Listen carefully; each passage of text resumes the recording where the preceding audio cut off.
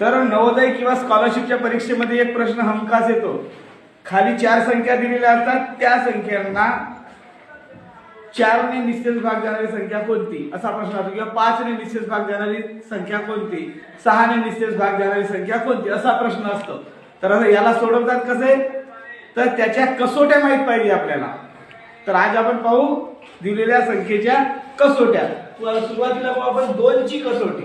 2 ची कसोटी काय, सर्व समसंख्यांना 2 ने पूर्ण भाग जातो.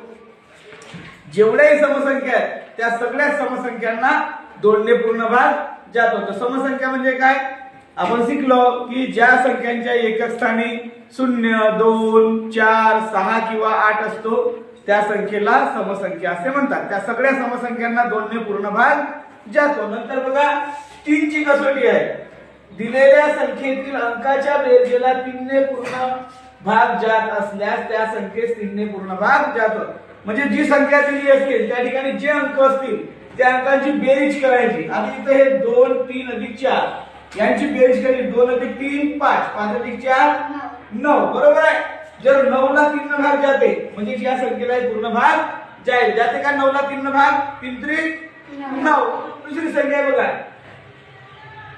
7 अधिक 8 15, 15 अधिक 5 20, 20 अधिक 7 27, 27 ला 3 न भाग जाते, 3 9 27 म्हणजे या संख्येलाही 3 न पूर्ण भाग जाईल.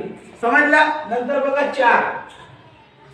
4 ची कसोटी काय, दिलेल्या संख्येतील एकक व दशक स्थानच्या अंकांनी मिळून तयार होणाऱ्या संख्येला 4 ने भाग जात असल्यास त्या संख्येला 4 ने पूर्ण भाग जातो. काय पाहायचं, जी संख्या दिली आहे मग ती किती मोठी संख्या राहो त्याच्या एकक आणि दशक स्थान पाहायच्या. बघा ही संख्या दिली आहे, हिच्या एकक आणि दशक स्थान काय, 2 आणि 8 म्हणजे 28 तयार झाली. 28 ला 4 ने भाग जाते का, 4 7 28 म्हणजे या संख्येला पूर्ण भाग जाईल. या ठिकाणी ही एवढी मोठी संख्या आहे.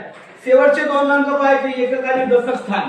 या ठिकाणी बघा 12 आहेत ना, 12 ला 4 ने भाग जातो म्हणजे या पूर्ण संख्येला 4 ने भाग जाईल.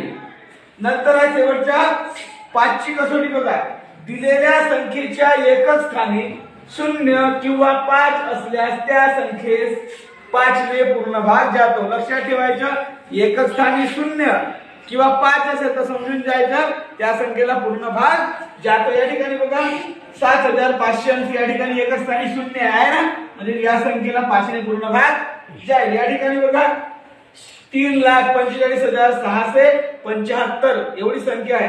या ठिकाणी एकच स्थानी बघा 5 आहे म्हणजे या संख्येला